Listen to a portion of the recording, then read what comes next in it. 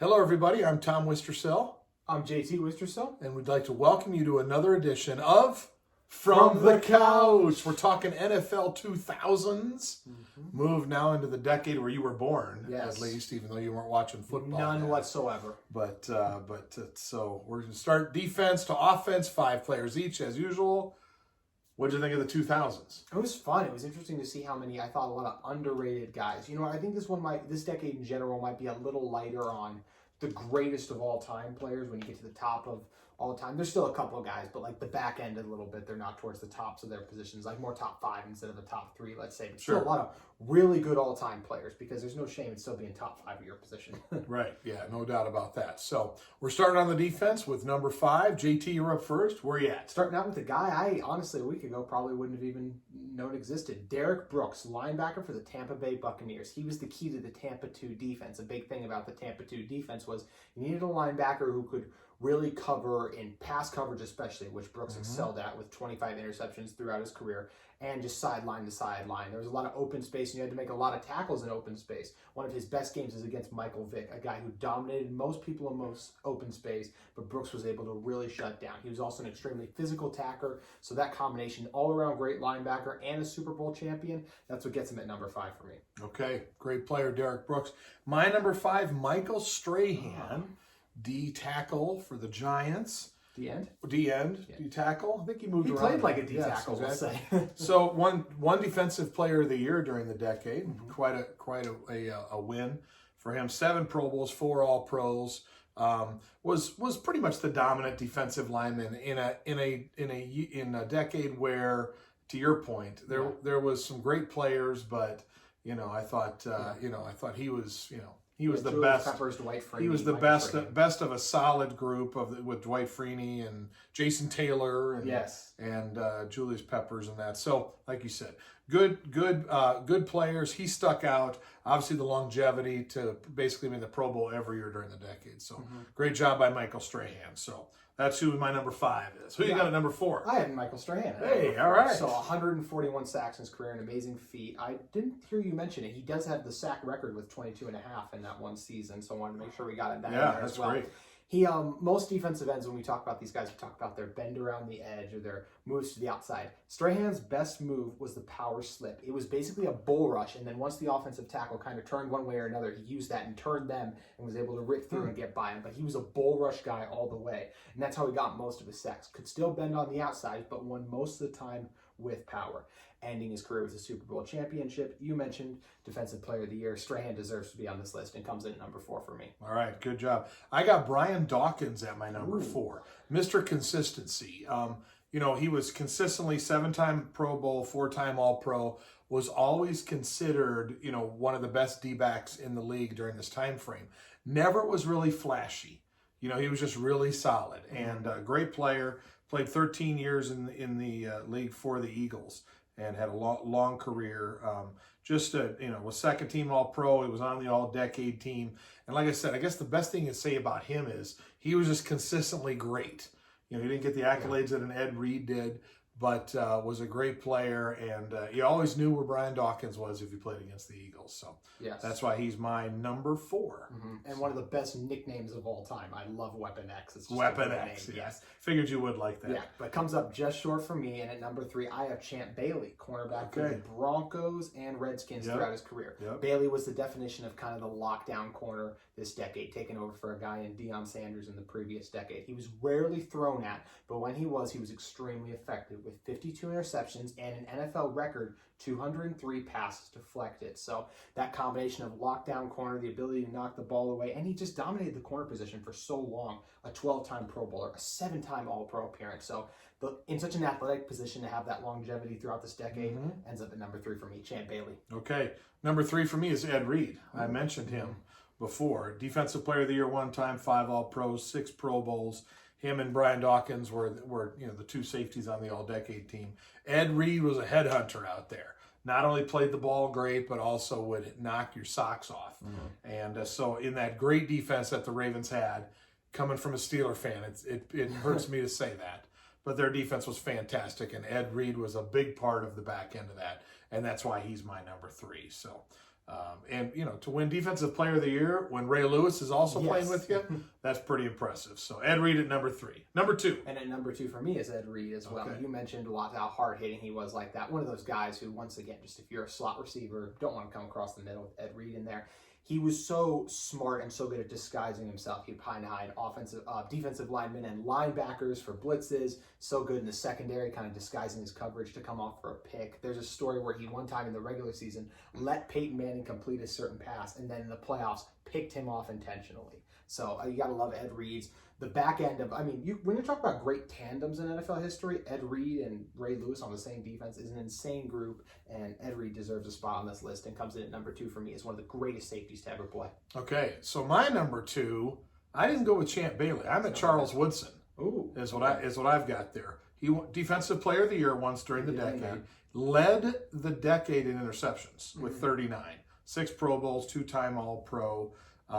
He's eligible next year for the Hall of Fame. Yeah. So certainly expect him to go in as one of the all-time great corners in the league. What I loved about him was he had a longevity, and the league was just getting to the point where the ball was getting thrown a lot, and so people still tried to avoid him, but he still led the decade in interceptions. So he just was one of those players that just stuck out as a great player, and so that's why I had Charles Woodson there as my number 2. It's hard to win Defensive Player of the Year, and for him to win it once at corner, that's pretty impressive. It is very impressive, and he just fell short on my list. I thought Bailey was a little bit better personally, but a great player, obviously, in Woodson. Okay. I have a feeling we have the same number 1. Yeah, which means you're going to get to gush about a Raven twice on this list. Lucky you. But I'll start with Ray Lewis, the greatest middle linebacker to ever play football, in my personal opinion. I've seen him more, so I'm going to be a little biased, but from what I've seen, and I'm not the only one who shares his opinion from my research, he's the greatest. He was so hard-hitting, physical, intense. Gotta love the face mask, too. He wore all that. You could look at him and just think he's just a mean guy, but he was so smart. He prepared. He played so hard with so much passion. He had 2,000 tackles in his career, a 2-time Super Bowl champion. He was also a Defensive Player of the Year, a Super Bowl MVP. Twice, thank you. Super Bowl MVP. Ray Lewis did it all. He played the run extremely well, like I talked about. Another guy coming across the middle would just flatten you. So Ray Lewis got to be number 1 of this decade for me. It's one of the greatest defenders of all time, regardless of position. Yep. Ray Lewis, definitely number 1. Again, pains me to say that about the Ravens, but he was that good and that tough, that physical. 2-time Defensive Player of the Year during the decade, 8 All-Pros, made the Pro Bowl every single year, and was a mainstay of that team. And so, people had to know where he was at, but he was very efficient. To your point right there, he really studied the game and was an excellent mind of the game as well, and played with his brain as well as the physicality. So Ray Lewis, definitely number 1. All right. We're ready to move to the offense, JT. You're number 5. Who you got? I struggled a lot between a lot of guys, but in the end, I settled in the trenches with Jonathan Ogden. I knew you had to. Who'd you want? Jonathan Ogden. He was huge. He was massive. Yep. The massive left tackle, the 6'9" left tackle for the Baltimore Ravens during their Super Bowl run. And one of the videos I watched had Michael Strahan talking about how good Jonathan Ogden was. As I described earlier, Strahan's game was all power and strength. That did not work at all against Ogden, who played with so much power and strength in itself. Yep. Bull rush didn't work with a guy that big, that physical, but he was also patient. He wasn't eager just to lunge at guys. He let guys come to them because he knew they had to get through to him, and he used his power so well in the run game and the pass game, helped his team win a Super Bowl, and helped keep Trent Dilfer's blind side protected. Everyone knows Dilfer wasn't the greatest quarterback, so giving him a lot of time was key to helping this team eventually get to the Super Bowl, paved the way for their Super Bowl MVP running back as well. So an 11-time Pro Bowler, love Jonathan Ogden, and he edges out a couple of very good wide receivers for my 5th spot. Okay. My 5th spot on the offensive side of the ball, I'm at running back. I got LaDainian Tomlinson. Okay. 06 MVP, was the leading rusher of the decade. And 3-time All-Pro, 5 Pro Bowls. Obviously played in a system that found ways to get him the ball. And he was an excellent talent from the moment he stepped on the field. Great running back. And was one of those guys I think was probably underrated a little bit. I think people when you talk about the great backs, I think he's in the discussion amongst the 5 to 7 best running backs ever. I think he's in there Yeah. and is a little underrated. So that's why I got LaDainian Tomlinson at number 5. Did he win a lot? I mean, I would say the Chargers were always good, never great. Mm-hmm. So they'd make it to the AFC Championship game a couple times. I think the Steelers might have beaten them at least once for sure in the AFC Championship game, and so they won, but they were never in the Super Bowl. So hard to do that. Mm-hmm. Anyway, all right. So number 4 on offense. Who you got? You talked about a player who's in the 5 to 7 range of his position. I got my guy, another guy I think is number 1 in Tony Gonzalez, tight end for the Kansas City Chiefs and Atlanta Falcons. He was one of the guys who truly changed the tight end position. He was still a good blocker, but he was a pass first tight end. And in many ways, the first one of that kind who was so pass first. He was such a good route running, but he used his basketball background to be able to leap over, and he tracked the ball so well. He used those massive hands to catch it and bring it down. He was the number 1 option for this Chiefs offense for so long. So the first complete receiving tight end, he has almost every record, or if not, he's amongst the top 5 in all tight end records. And like I said, just tracked the ball so well, so good with the 50-50 balls, a 14-time Pro Bowler, a 10-time All-Pro. Tony Gonzalez checks in at me for number 4. Okay. My number 4 probably doesn't make your list, and I say that because I think that a lot of my choices are kind of made on the eye test. Who I remember watching that was really that good. I've got Marvin Harrison at my number 4. Five All-Pros, 7 straight 1,000-yard receiving campaigns. And I know you only get to pick 4 because you always pick an offensive lineman. But you missed out on Marvin Harrison. Let me say that again. 7 straight 1,000-yard seasons. Very impressive. 7 Pro Bowls. He was the go-to guy for Peyton Manning. He always delivered, always found a way to get open and made the big play. Obviously played with a great quarterback, but you still got to make the plays. And Marvin Harrison was an excellent, stable star for Peyton Manning as a wide receiver. So he's my number 4. Yeah, he just missed the cut for me, I think. And in a lot of ways, I'll get into that more when we talk about Peyton Manning, why I think he fell just short. But at number 3 for me, I revisit a guy you had in LaDainian Tomlinson, running back for the Chargers. He was so athletic, like you said, just such an underrated running back. His ability to make guys miss in open field, he was so dangerous. He had so many seasons where, from a touchdown standpoint, he led the decade a lot of seasons in that as well. Yards from scrimmage, a good receiver out of the backfield. He did so many things exceptionally well. His MVP season from a running back is always a rare one. Only been done by Adrian Peterson as well, I believe, from that position. Maybe a couple of the older guys, but gotta love LaDainian Tomlinson's game, and I absolutely believe he's one of those top 7 running backs all time. Yep. So I've got Tony Gonzalez at number 3, and to me, he probably the best tight end maybe ever. Yes, I agree. Right? And so that's why I'm kind of surprised that you would have LaDainian Tomlinson above him. When you were talking about the premier player, probably at that position, Tony Gonzalez, Pro Bowl every year, all-time tight end leader in catches and yards. Doesn't have the TD anymore, but all-time leader in catches and yards. And so I'm looking at stats and the eye test, and I'm thinking Tony Gonzalez to me is a clear number 3 on this list. 1 and 2 separate themselves because of where they match in history, but then you throw this tight end in there who arguably is the best tight end ever. And so that's why I'm a little surprised that you would have LaDainian Tomlinson above Tony Gonzalez when Tony Gonzalez, like I said, could be considered the best ever. Why is that? Absolutely. Well, this is the hard part when you don't have an eye test to go off on, as young JT was not into the NFL at this time. If we got to change, I guess in some ways what you're talking about is almost changing like how we measure production, because if we're just looking at what they produce, I know he was given more opportunities, but his production, Tomlinson, is so hard to ignore. All the things he did. Yes, Gonzalez was able to top all of the tight end things, and super impressive, but not as much competition as the running backs, like that all-time stuff right there. So I think that's why just the overall production and what the stats say, all he did put him slightly above Gonzalez for me. Love Gonzalez. All right, I got you. As I said before, it's okay to be wrong, JT. So there you go. All right, number 2. I think we might match 2 and 1. Let's see what happens. See, unless we have a different quarterback, will come up in next decade. I have Randy Moss at wide receiver for number 2. Right here. Okay. 6'9". Not 6'9". 6'4". Yeah, wasn't that tall? Yeah, not the best handwriting on my part.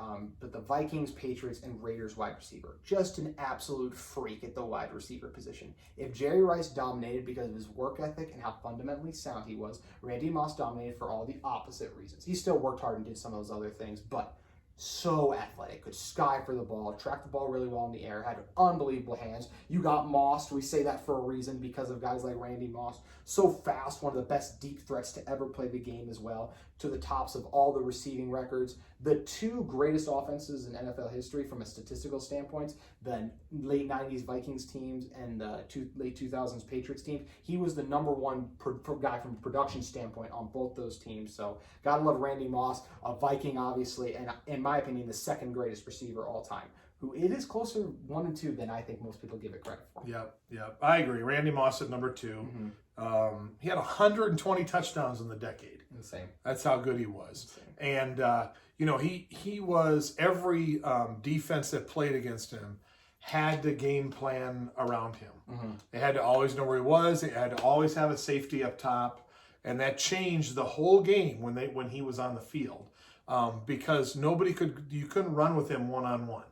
Like there was no player, and I'll never forget Dante Culpepper saying that when he could take a snap and he could take a 5-step drop and he could throw the ball as far as he could, and he couldn't throw it farther than Randy Moss could run in that time frame.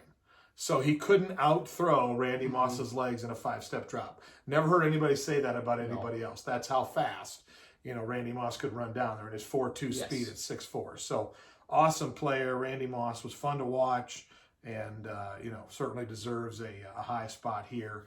Not only in this list, but any list. We'll talk about wide receivers. And you talk about, too, last thing I want to mention about my guy, Randy, you make 3 mistakes, as the Cowboys did on Thanksgiving, and then he has 100 yards, 3 touchdowns. I mean, it's insane what he could do even in limited production. Yep, no doubt about that. So, all right, I think we might be in the same place with number 1, so...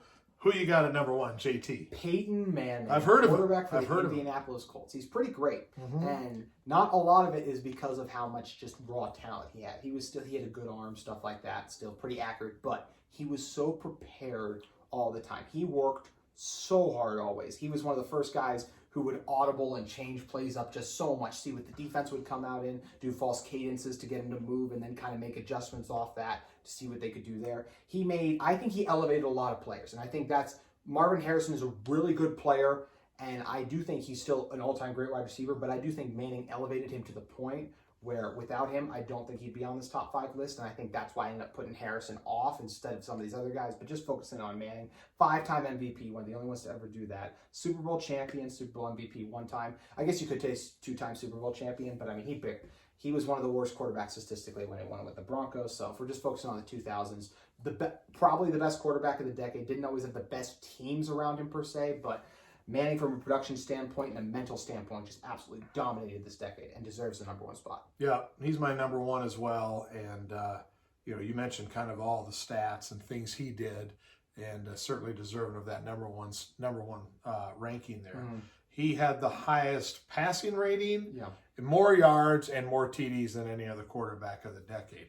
But I still struggled with what to do with Tom Brady. I know. Of whether to put him in this decade or next. Looks like we both saved him for next decade. So kind of an easy win in some ways for Peyton Manning to be number 1, because he won 4 MVPs in the decade. He won 5 total, but he won 4 MVPs in the decade. And I think that's unprecedented. No one's ever won 4 MVPs in 1 decade, I don't think. And so very impressive feat there for Peyton Manning. Yes. So, and almost every QB record, he's in the top 5 as well. He keeps getting passed by guys like Brady and Breeze, but at the time when he retired, everything. Yeah, absolutely. So that's great. Well, we had an interesting look here. We only had a few differences, not too many, but a couple of them here as we finish up the 2000s and move into the 2010s next week. So that's where we'll have to figure out where Tom Brady when I started paying attention to the NFL. When you started paying attention to the NFL. I also have to say I really hated leaving Palomalu off my list on defense. But he had like 3 great years on one end and 3 years on the other with a defensive player of the year in 2010. So I really had trouble with him. So we'll see where it ends up for you. Although I easily could have put him on the list instead of a couple others. But anyway, so we'll look forward to next time when we talk about the 2010s. Thanks for joining us again on another edition of From the Couch. We'll see you next time.